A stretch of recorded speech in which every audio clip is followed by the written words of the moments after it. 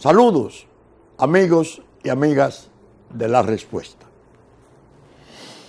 Es innegable que la noticia de la semana ha sido la cuestión de la renuncia. Se ha propuesto esto en un manifiesto muy bien escrito, muy bien redactado, apoyándose en una serie de datos nacionales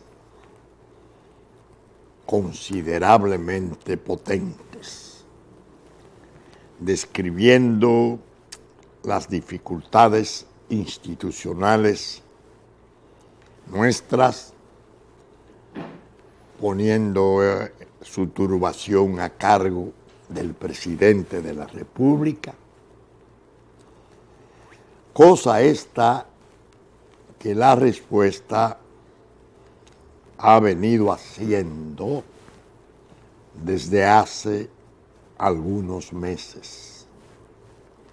Sin embargo, hay una diferencia entre la propuesta de la renuncia que hoy comentamos y los señalamientos similares que ha hecho La Respuesta en cuanto al trastorno institucional, la reforma constitucional anómala, evidentemente anómala, temeraria, que incluso nosotros nos hemos encargado de recordar cuál fue nuestra lucha cuando pertenecíamos a una alianza con el partido de gobierno y con el propio gobierno, nuestra lucha por el referéndum, afirmando que lo único que podía legitimar una modificación constitucional era la realización de un referéndum consultivo, que la Constitución así lo consagra. El manifiesto de la renuncia usa, desde luego, no solo ese argumento, sino que utiliza otro, que es el de la corrupción. Lo suma a la turbación institucional y de ahí deduce que el presidente debe renunciar porque él se ilegitimó, conectando la corrupción, el caso de Brecht, con la reforma constitucional. Lo que hace es una repetición de los argumentos de La Respuesta, pero La Respuesta, al señalar tal cosa, dijo siempre: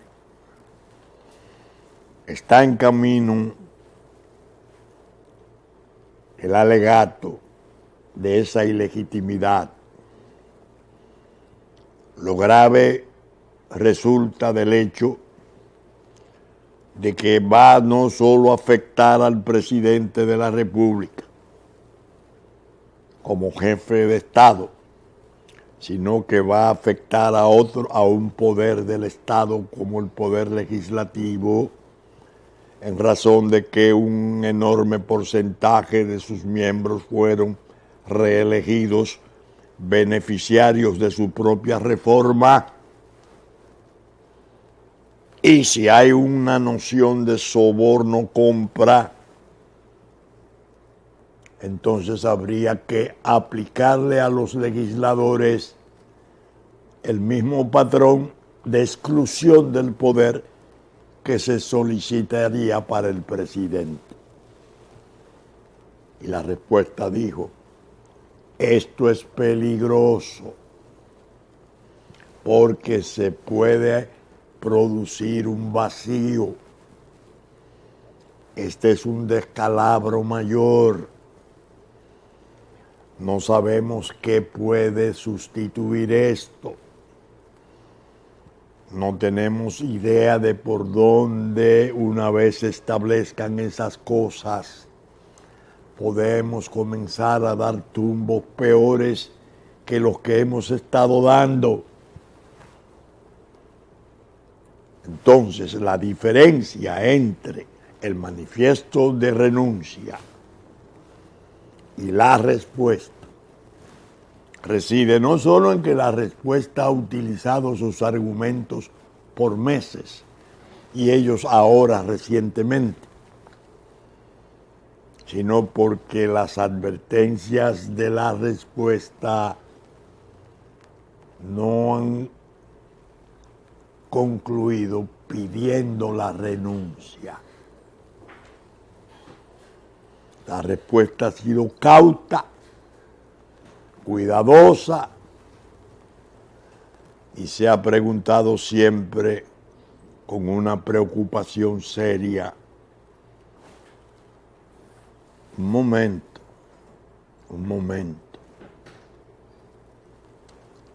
¿quién nos asegura que lo que pueda sobrevenir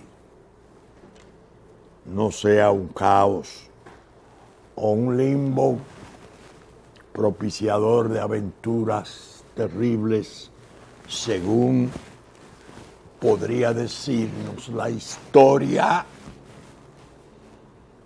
Yo, recordándome de aquella fecha fatídica del 25 de septiembre del 63, cuando el derrocamiento del profesor Juan Bosch, en la primera experiencia democrática que el país recién estrenaba.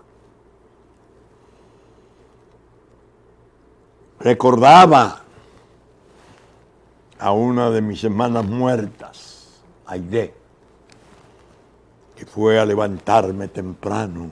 Tumbaron el gobierno. Vivíamos frente a frente en la calle Benigno Filomeno Rojas. Y en unas horas ella volvía a decirme, excitada por la experiencia del derrocamiento del gobierno. Me vio tan preocupado, me vio tan seriamente conmovido. Y me dijo: no te preocupes. Ahora han ido toda la gente importante a firmar un acta notarial. Dios mío, hermana, tú eres inocente, tú sabes lo que eso significa.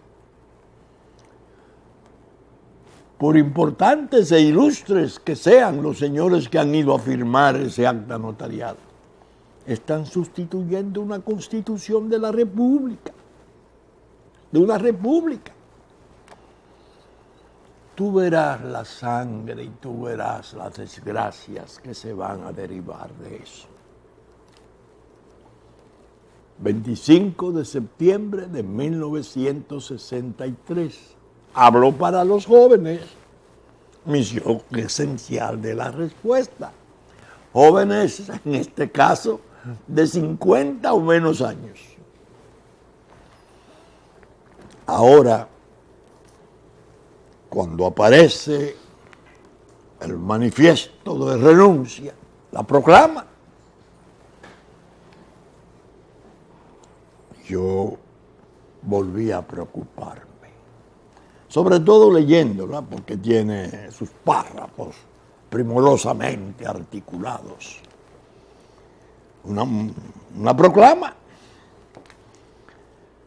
de derrocamiento. Ahí me puse a pensar: ay Dios, aquí se habla de la sustitución no solo del Congreso y del presidente de la República, sino de la sustitución del sistema de partidos políticos.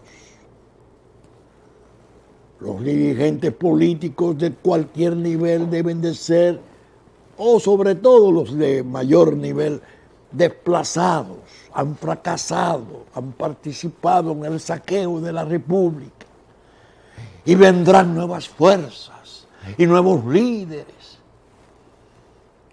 Entonces yo me preguntaba, ¿dónde están las muestras de esos nuevos líderes?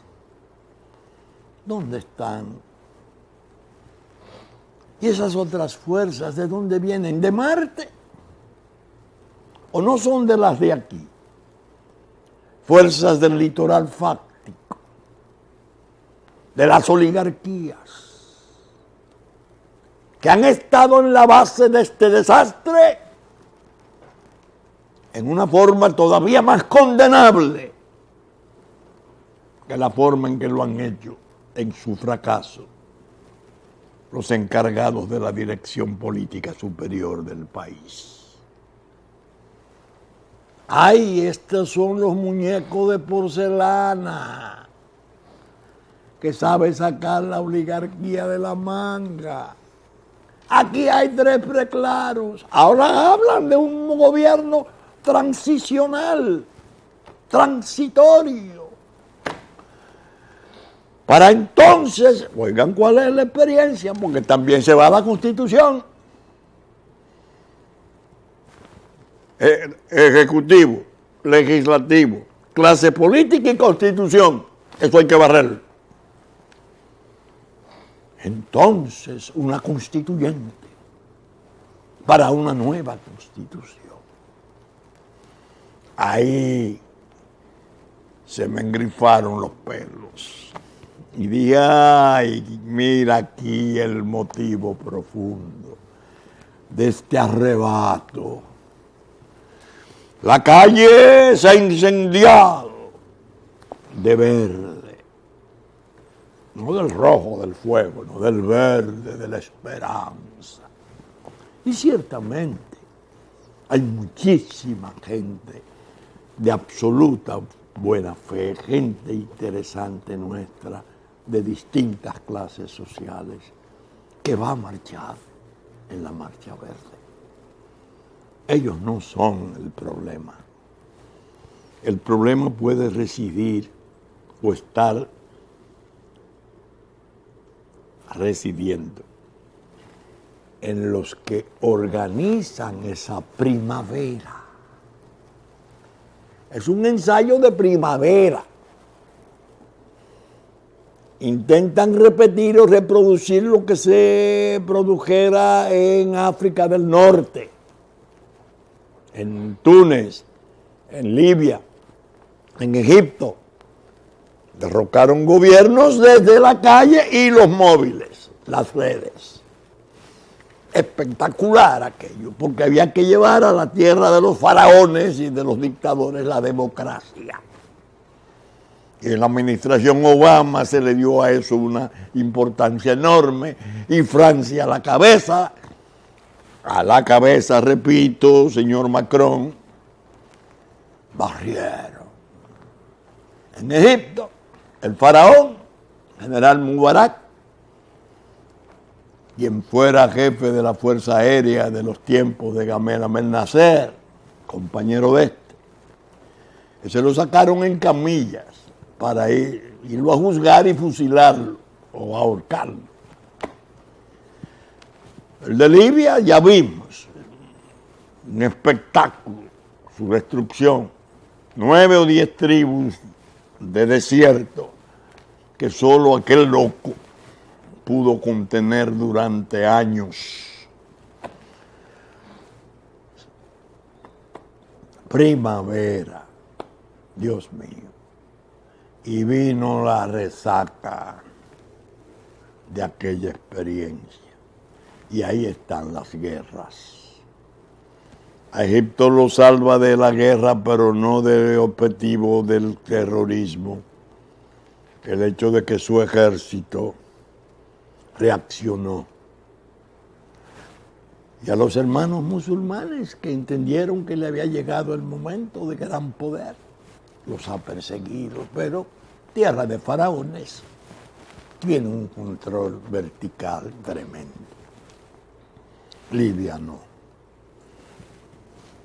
No se puede describir la tragedia de Libia, el contagio de esta hacia Siria, la guerra, bueno, al borde de la Tercera Guerra Mundial estamos. Basta un error tecnológico de esos misiles y proyectiles y aviones y superbombas que entre las potencias mayores se está produciendo en aquel escenario para que pueda surgir la catástrofe apocalíptica final. Naturalmente, lo nuestro no deja de ser una caricatura. En el Caribe tenemos la marcha verde, como hicimos una marcha amarilla que tuvo mucho éxito para la cuestión de la educación, y hemos avanzado mucho en la educación. Tenemos muchas aulas, muchas aulas, porque las necesitamos, porque tenemos una nueva población docente y escolar por ingresar en el ensayo del nuevo Estado binacional.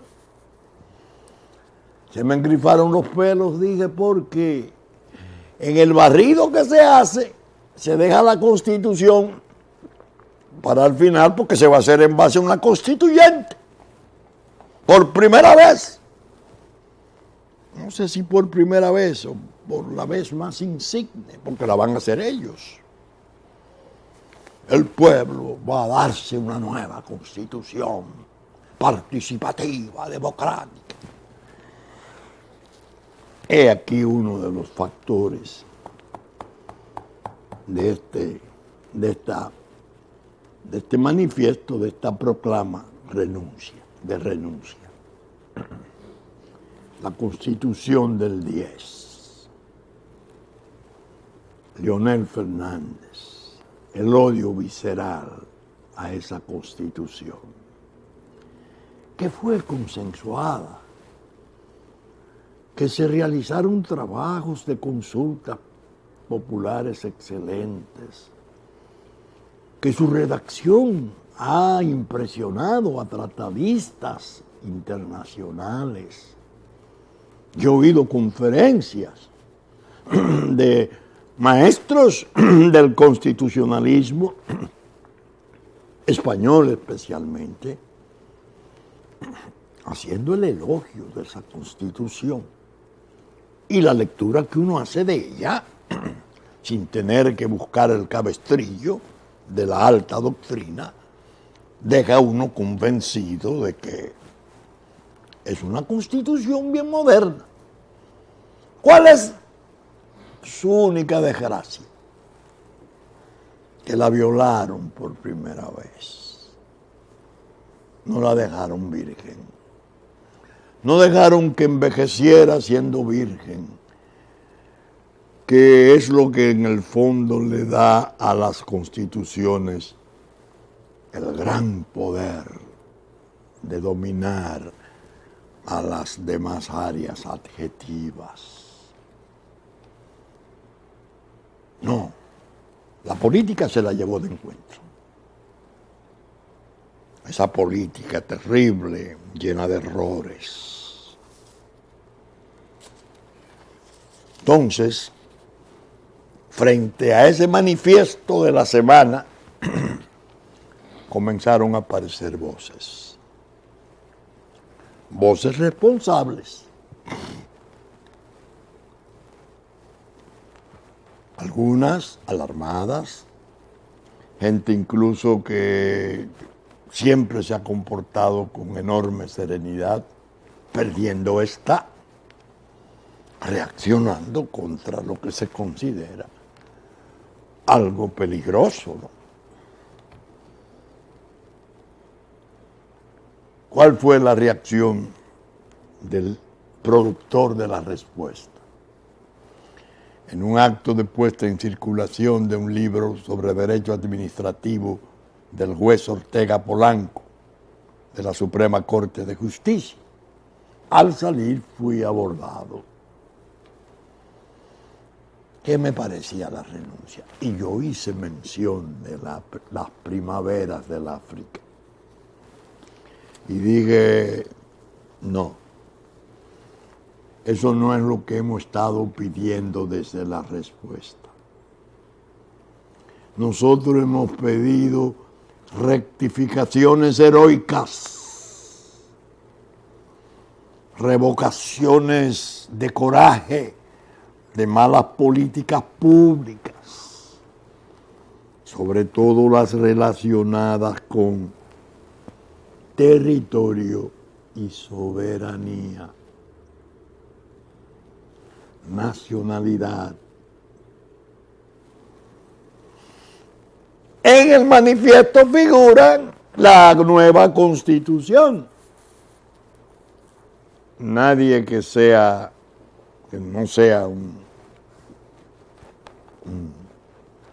inocente, un ingenuo, deja de pensar. En la nueva Constitución caben las agendas nuevas, la LGTB. En la nueva Constitución cabe lo del aborto. ¿Qué es eso de darle protección al ser humano desde el momento mismo de la concepción? Eso es una antiguaya. Esa Constitución debe de ceder. Hay que barrerla por constituyente, hecha por la gente que vino de Marte, que nos va a dirigir. Y esa cuestión del jus soli, un jus soli condicionado. Usted nació en el suelo dominicano y es dominicano, salvo que sea hijo de ilegales. No, eso hay que quitarlo, hay que ponerlo cónsono con la dirección, la Corte Interamericana, que nos mandó a suprimir el artículo 18. Óigame, ¿cuántos motivos aparecen de esa proclama? ¿Cuántas razones o sin razones son las que impulsan ese manifiesto que tiene un alto grado de sedición? Es sedicioso plenamente porque la propuesta es barrer con los poderes públicos, incluyendo la Constitución. Habría que importar a un Pedro Carmona, ¿no? Aquel que le dio un golpe en el golpe de Estado que se le diera al presidente Chávez, en su primer acto de gobierno dijo: queda derogada la Constitución de la República. Una locura que ahora está siendo con otras dimensiones una crisis que preocupa a medio mundo, a todo el mundo, la gran crisis de Venezuela. Pero bien, nosotros dijimos: presidente, rectifique, presidente, reajuste, todavía está a tiempo. Esa actitud nuestra, algunos amigos no la entendieron. Y yo me he ido encargando programa por programa de recordarlo. Incluso en la prensa no apache, donde amigos muy buenos escriben, se ha estado hablando de la fuerza, parece que tiene un cambio de rumbo. La fuerza parece que ha hecho un cambio de línea. Está muy mansa. Esa no es su forma. Ella es una especie de ejército de combate. Ha sido una especie de infantería de marina, a imagen y semejanza de la norteamericana, que llega primero que los ejércitos en sus guerras. No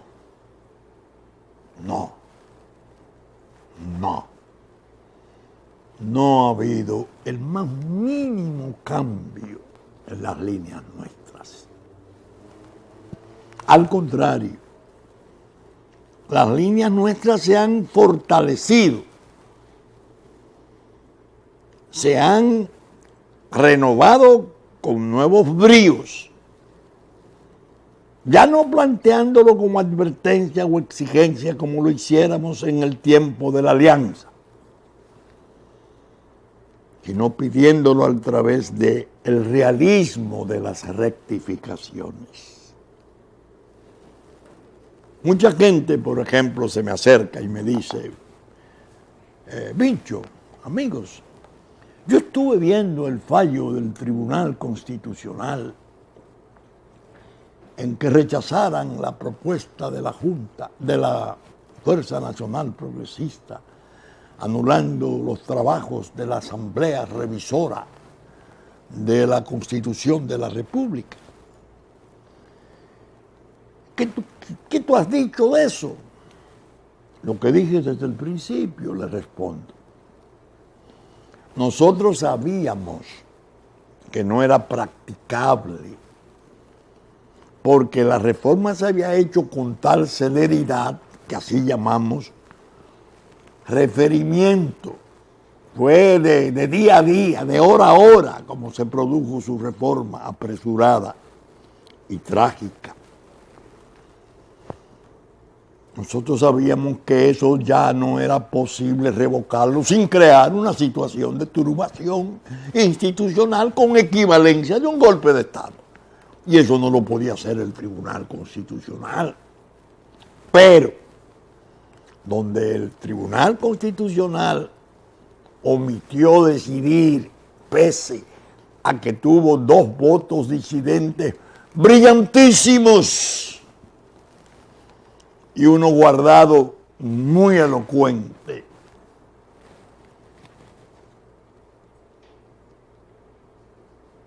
El Tribunal Constitucional no se hizo cargo del futuro. Es más, lo hizo en una forma precaria y ha quedado constitucionalmente una situación más vulnerable en cuanto al problema de la reelección. Y la propia ley de convocatoria la declararon ordinaria y rompieron los requisitos de mayoría privilegiada, de exigencia de 3/4 partes. Pero donde falló realmente, omitió realmente el fallo que hubiese sido glorioso, era en convertirse en un fallo de principios hacia futuro. El Tribunal Constitucional nos dijo, no es posible, no es practicable, y rechazar el fondo, pero hacia futuro, mandarle por su fallo al propio Poder Legislativo. La Constitución de la República establece que la ley de referéndum debería ser aprobada en 5 años, en los 5 años subsiguientes. Desde el 2015 no se ha hecho, y ya estamos en el 16, 17, cuando se dictó el fallo. Hay la necesidad de dictar ese fallo, un fallo de principio, organizando el futuro. No se podrá sin el referéndum, no se podrá sin la ley. Usted debe de hacer la ley. Usted está violando la Constitución al inobservar el plazo de 5 años, cuando ya van 7. Eso es lo que yo le he dicho a los amigos respondiéndole. Algunos me dicen, sí, pero se nota que tú tienes una especie de estilo blando.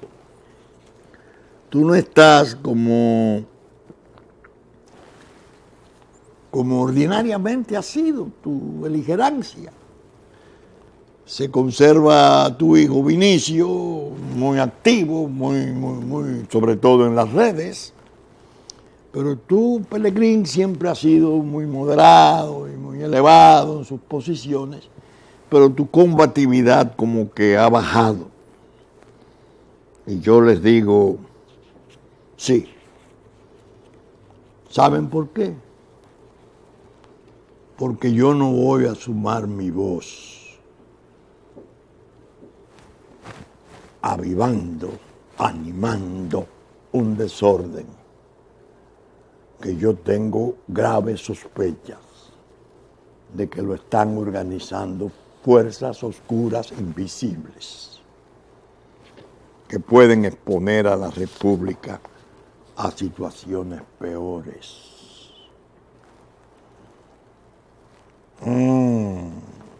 Entonces yo me voy por el camino de tratar de inducir al presidente rectifique, reunifique en su partido, busquen la cohesión sincera y seria del mismo. El partido es un objetivo como sus dos líderes fundamentales, uno que fue 3 veces presidente, otro que ya viene siendo 2 veces presidente, 5 periodos. Efectivamente, el tiempo comenzó a darme razones. La querella disfrazada de denuncia. Una denuncia depositada en manos de un subprocurador, un procurador adjunto. Vamos a recusar al procurador y se produce esa querella que yo me he encargado en la respuesta de comentar con cierta intensidad y que en mi blog la pregunta en mi blog digital la he analizado, sobre todo transcribiendo aquellos párrafos más terribles de acusación. ¿Contra quién? Contra Danilo Medina y contra el Partido de la Liberación Dominicana. Que la calle ahora lo está refrendando, reforzando. La calle verde, con los alcances que he descrito al principio del programa. Entonces yo prefiero ensayar que Danilo Medina haga conciencia de su responsabilidad histórica, que entienda que lo está hundiendo la propia gente y los propios sectores en los cuales él se apoyó en los momentos más dramáticos de su partido, cuando se estaba destruyendo al presidente del partido, presidente 3 veces de la República, en base a una cantidad de infamias inconcebibles. Miren por dónde va. Gente tan emblemática como un Temístocles Montaz, vestido de presidiario, en su propio partido, en su propio gobierno. ¿Qué es esto? Los hechos, la elocuencia tremenda de los hechos me han ido dando la razón. Es decir, no ha habido cambio de línea, al contrario. Yo he citado aquí a un filósofo que fue en su época y ha seguido siendo un referente importantísimo del conocimiento del mundo, Henri Bergson, de Francia. Bergson, yo he citado de él esto: los grandes errores políticos se deben casi siempre al hecho de que los hombres se olvidan de que la realidad se mueve y está en movimiento continuo.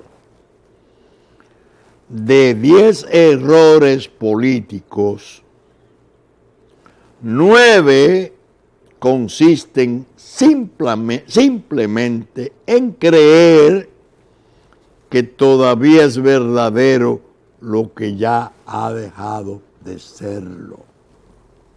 Fin de la cita. Profunda, provechosa, porque orienta mucho. Los hechos de hoy no son los hechos del 12 ni del 13.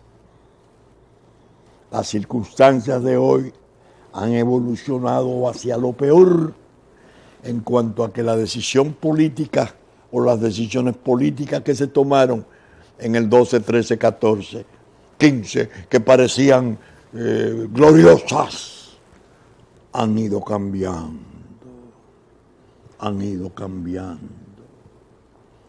Joao Santana, el zar, la fábrica de presidente, el que generó a Lula, a Dilma, el que apoyó y generó a Danilo Medina, el que hacía presidente hasta en África, y el hombre decisivo en muchas elecciones de América, solo comparable con JJ Rendón de Venezuela, o Jaime Durán Barba de Ecuador, que ahora está en Argentina haciendo primores del marketing. Estuvo en la base de esos errores de Danilo Medina. Cuando yo cité la semana pasada lo que Danilo Medina me dijo a mí en diciembre del 12, cuando yo le pregunté, usted no habló de que iban a construir una planta. No, que eso coge mucho tiempo y eso se me sale del periodo, yo la quiero antes del 16. Olvidé, no traje para probar entonces esto. 3 meses después, viene a visitarnos ¿quién? Luis Ignacio Lula da Silva. Y Luis Ignacio Lula da Silva vino a un evento importante de la juventud y declaró, Luis Ignacio Lula da Silva, que 4 años era muy poco. Que 4 años para un hombre que trabaja como Danilo y que tiene que hacer las cosas que Danilo tiene que hacer, era muy poco tiempo. Dicho por Luis Ignacio Lula da Silva. Oigan, lo voy a buscar aquí para que ustedes aprecien. Mírenlo aquí.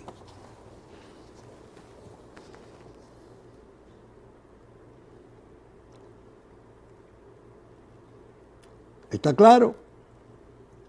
¿Se vio bien? Dice, Listín Diario, 1 de febrero del 13, Lula destaca ejecutoria del presidente Danilo Medina. Dice que apenas 6 meses ha llenado expectativas de los electores. El expresidente Luis Ignacio Lula da Silva resaltó anoche las ejecutorias de Danilo Medina, señalando que en apenas 6 meses de gobierno ha llenado las expectativas del electorado que lo eligió. Y dijo que un mandato de 4 años es muy poco para un hombre que tiene tantos deseos de trabajar y hacer cosas buenas para su pueblo. Fin de la cita. La entrega del 17ª edición del Premio Nacional de la Juventud, él estuvo hablando ahí. Oigan, la advertencia, la respuesta que me da Danilo Medina a mí sobre la fábrica, que yo le recordé después de decirle, cuídese del escándalo del negocio eléctrico que genera escándalos peligrosos. Eso es diciembre del 12. El 1 de febrero del 13, 2 meses después, venía este hombre importantísimo de la política latinoamericana, Lula da Silva, y comete el error, así quiero creer, de dar esas declaraciones. Me imagino que en privado le habrá dicho más cosas. Tú en 4 años no vas a poder hacer todo lo que tú tienes que hacer.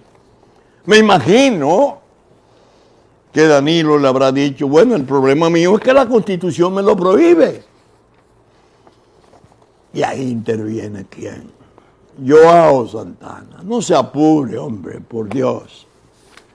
Tenemos los medios y las maneras de vencer el obstáculo constitucional. Y de ahí surgió la tragedia. cambian las cosas según la explicación del filósofo Verso. Sí, la decisión que tomó entonces Danilo Medina era con unas circunstancias, las que le toca tomar ahora para poder alcanzar algún grado de estabilidad y funcionalidad de su gobierno en sus últimos 3 años, son distintas, son circunstancias diferentes. Eso que explico para Danilo Medina, se lo explico también al injerto extranjero que está en el poder desde el 17 de agosto del 2012. Las circunstancias de hoy, el ámbito en que ustedes trabajaron durante 4 años con tanto éxito para destruir a la República Dominicana como tal. Las circunstancias son diferentes. El poder extranjero, encabezado en nuestra región por Barack Obama, casi con la seguridad de que tendría una continuidad agresiva con Hillary Clinton, cambió. Lo que hay hoy es diferente. No por Donald Trump en sí y solamente, sino por la gente que está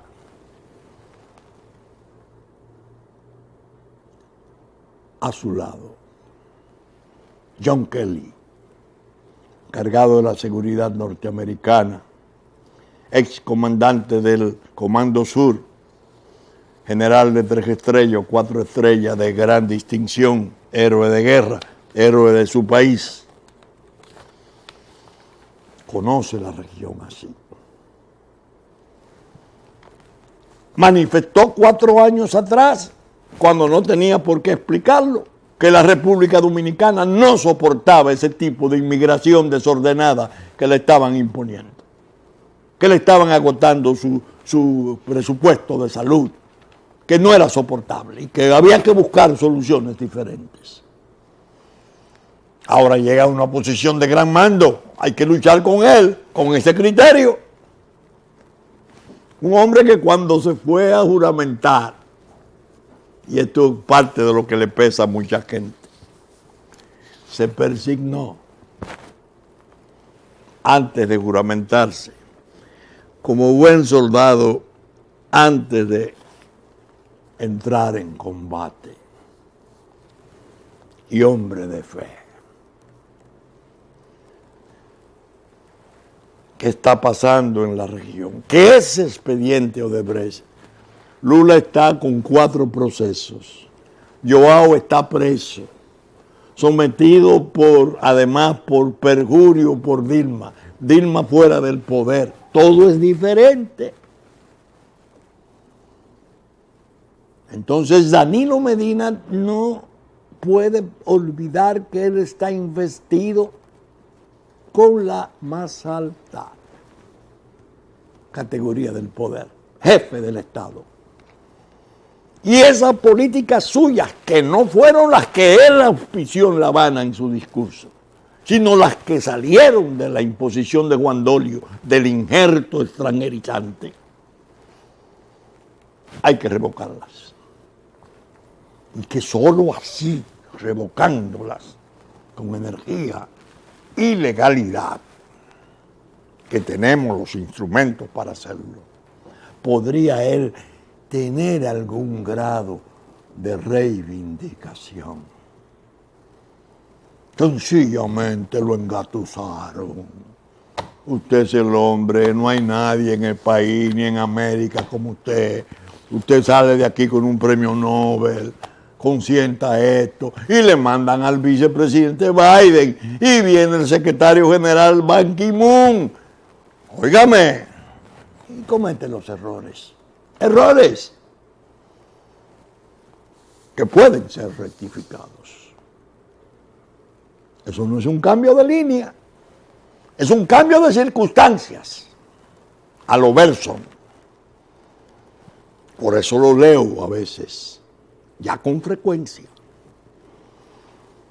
ese mensaje al injerto es diciéndole, no es lo mismo coger para Washington a chismotear. Vamos a apretarlo. Vamos que el informe de transparencia diga que donde menos transparencia hay en la República Dominicana es en el despacho del presidente, en la oficina del presidente. Así como lo agarramos débil con Moisés, vamos a hacerlo con otras cosas. Catalina, cuando el gran poder de Odebrecht se mudó a República Dominicana buscando seguridad para sus operaciones.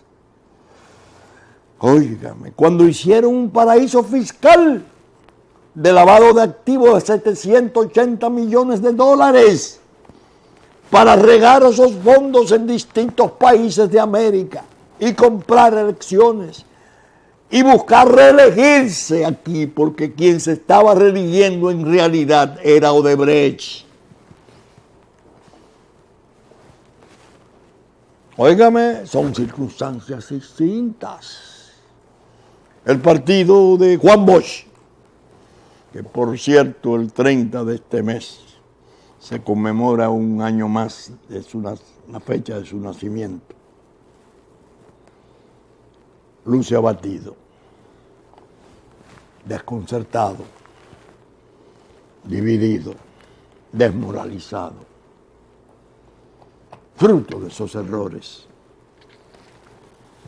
Y necesitan valor, mucho valor moral, sus dirigentes superiores, para sentarse a deliberar en profundidad cómo pasar ese río hondo, terrible, que se le está ya viendo claramente la calle verde como cauce. Ahora vienen los bonos.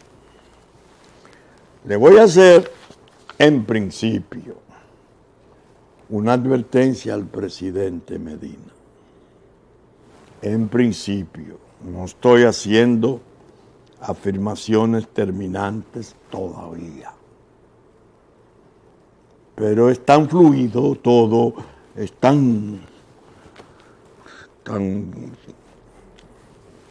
vertiginoso todo, que hay que ir fijando las posiciones progresivamente. Anda por ahí la versión, y no en mentideros, sino en claves de poder interesantes, de poder incluso transnacional, de que aquellos 2.000 millones de dólares que vendrían desde Gran Caimán para la construcción de una tercera planta de potencia al lado de Catalina, seguían en Gran Caimán, que corresponden a fondos mixtos de capital dominicano con capital europeo de mala índole. No quiero entrar en más detalles.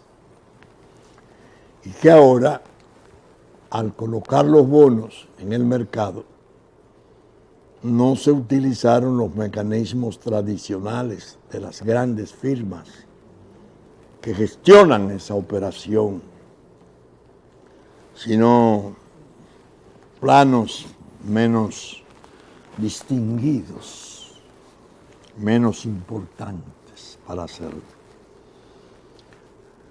Lo que pasa a ser no conjetura, sino una aseveración que yo todavía la conservo bajo observación, es que de aquellos 2.000 que vendrían para la planta tercera de potencia, al lado de la Catalina, no de la Catalina de Médicis, ni de la Catalina la Grande, sino de la Catalina de Vicini,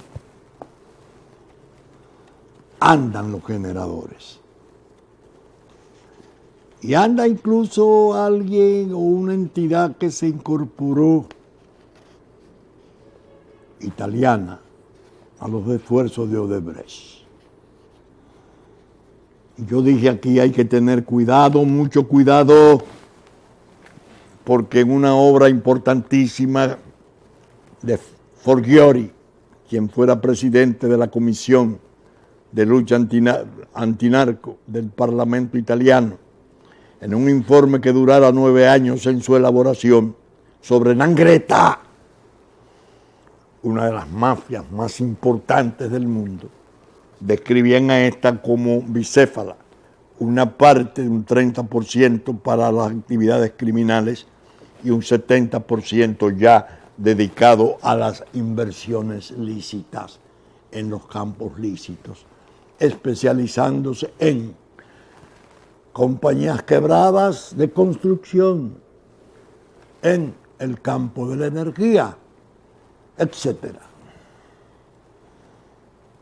Cuando hice mi consulta, se me dijo que esa compañía estaba en bancarrota en Italia, la que vino aquí, la que parece que todavía permanece en una especie de convoyaje con Odebrecht. ¿Sabrá John Kelly más que yo o más que los que me hablaron del tema sobre esas implicaciones? Sí. No le quepa a nadie la menor duda. Y esta sí es una arista peligrosa, porque la política de Trump, según el propio secretario de Estado Tillerson, es su prioridad la lucha contra la droga, pero no la droga del alijo, la droga del lavado, la droga de los negocios grises, de los capitales grises, la droga capaz de hacerse cargo de renglones de la producción del ámbito lícito, como el lechero, que en Europa y aquí en América, Parmalat fue la muestra, porque está así demostrado en libros importantes, ahí actuando la camorra. Se lo estoy diciendo al presidente como advertencia. No digo nada firme, ni quiero decir esto es, yo tengo la... No, me preocupa. Aquella planta, aquel acuerdo de tercera planta que se dejó sin efecto por un acto de alguacil. Por Dios, han cambiado las circunstancias.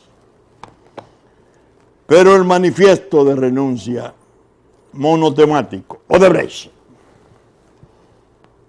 incapaz de hablar de Fomper, que tendríamos que hacer un libro para ello, de Bywater y de otras cosas importantísimas, pero muy bien escrito, no hay duda. Saben ustedes que estamos saliendo por Super Canal 33, 3 del cable, domingo a las 11 de la mañana en nuestra versión central, que ya nos anticipó Cinevisión, Canal 19, 6 de la mañana de sábado, Musavisión y TV3, TV Plata de Puerto Plata de 10 a 12 del mediodía de domingo, que asimismo a las 8 de la mañana después de la misa de San Antonio de Padua, Canal 23 Telefuturo, Telenor de San Francisco de Macorís, mediodía de domingo, 6 de la tarde de domingo, Impacto 12 del mediodía, 9 de la noche de domingo, TDI, Canal 51, 7 de la noche de domingo,